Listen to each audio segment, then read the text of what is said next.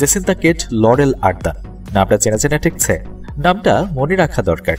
BCS এর preliminary পরীক্ষায় এই প্রশ্নটা আসতে পারে। নামের মাঝের দুটি শব্দ বাদ দিয়ে দিন এবার। জেসিন্তা আর্দান, তাকে চেনেন তো?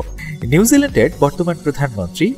ক্রাইস্টচার্চ মসজিদে জঙ্গি হামলার পরে এই ভদ্র মহিলা আছেন আলোচনার কেন্দ্রবিন্দুতে থাকাটাই স্বাভাবিক।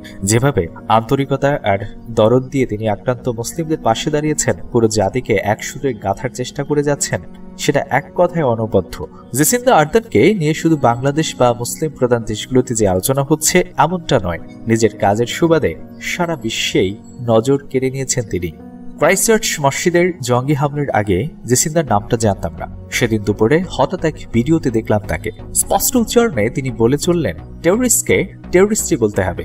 যে মানুষগুলো মারা গিয়েছে হয়তো তারা ইমিগ্রান্ট ছিলেন, অন্য দেশ থেকে এসেছিলেন, কিন্তু তারা সবকিছু ছেড়ে নিউজিল্যান্ডকে আপন করে নিতে চেয়েছিলেন। এই দেশটাকে তারা নিরাপদ ভেবেছিলেন। সেই নিরাপত্তাটা আমরা নিশ্চিত করতে পারিনি।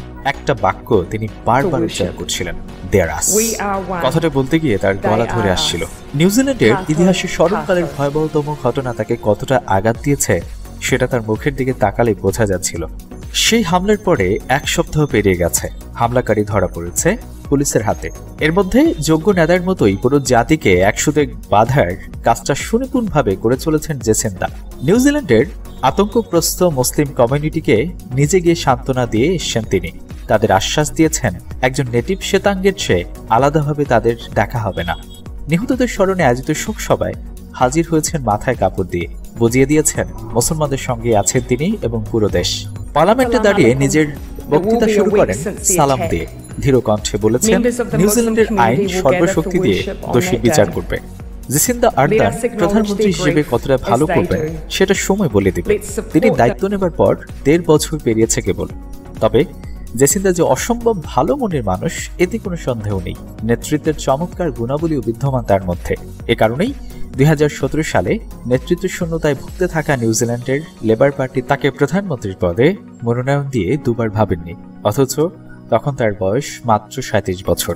2017 সালটা অদ্ভুত এক উত্তেজনায় কেটেছে জেসিন্দার। মার্চে লেবার পার্টির ডেপুটি চিফ হলেন, অগাস্টে পুরো দলের দায়িত্ব এসে পড়ল তার কাঁধে। তারও আগে পার্লামেন্টের স্থায়ী সদস্য হিসেবে নির্বাচিত হয়েছিলেন। 2 মাস পরে নির্বাচন। তার আগে দলের বেসামাল অবস্থা। সেখান থেকে বিরুদ্ধ স্রোতে তড়ি বেয়ে দলকে সম্মানজনক একটা জায়গায় নিয়ে গেলেন তিনি। প্রচারণা চালালেন শহরে শহরে। দারুণ একটা গ্রহণযোগ্যতা তৈরি হলো তার। বিশ্লেষকরা সেটাকে বর্ণনা দিয়েছেন জেসিন্তা ম্যানিয়া নামে। ভোটের ফলাফলে দেখা গেল 120টি আসনের মধ্যে জেসিন্দার দল লেবার পার্টি পেয়েছে 46টি আসন, যেটা দ্বিতীয় সর্বোচ্চ। সরকার গঠনের জন্য সেটা যথেষ্ট ছিল না। পরে কোয়ালিশন গড়ে ক্ষমতা এলো লেবার পার্টির হাতে।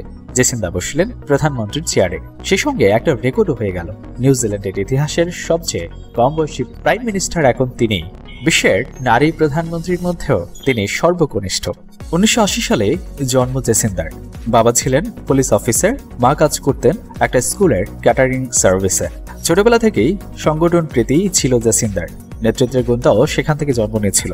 ইউনিভার্সিটি অফ ওয়াইকোটে থেকে 2001 সালে গ্রাজুয়েশন শেষ করে পরে রাজনৈতিক গবেষক হিসেবে যোগ দিলেন সাবেক প্রধানমন্ত্রী হেলেন ক্লার্কের অফিসে। মাঝে একবার ইংল্যান্ডে পাড়ি জমিয়েছিলেন।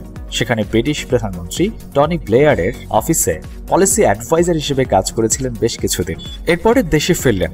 ততদিনে রাজনীতিতে সক্রিয় হয়ে গেছিলেন তিনি।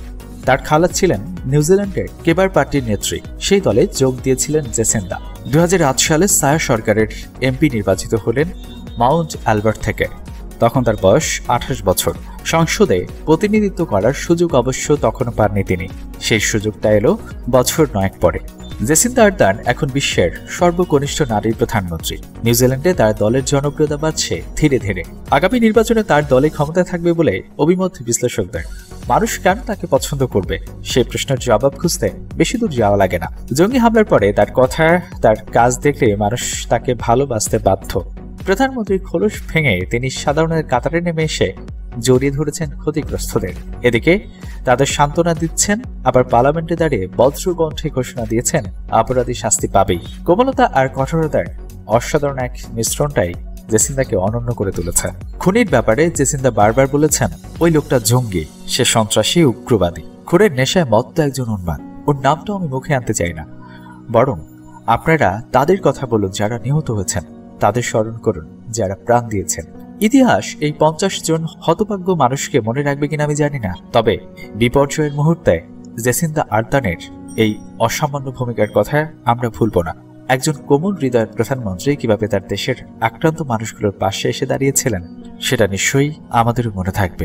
বন্ধুরা, জেসিয়া আর্দানকে নিয়ে আপনাদের যদি কোনো মন্তব্য থাকে আমাদের কমেন্ট বক্সে আপনার মন্তব্যটি শেয়ার করুন। ভিডিওটি ভালো লাগলে অবশ্যই লাইক, কমেন্ট এবং আপনার ফেসবুক ওয়ালে শেয়ার করতে ভুলবেন না।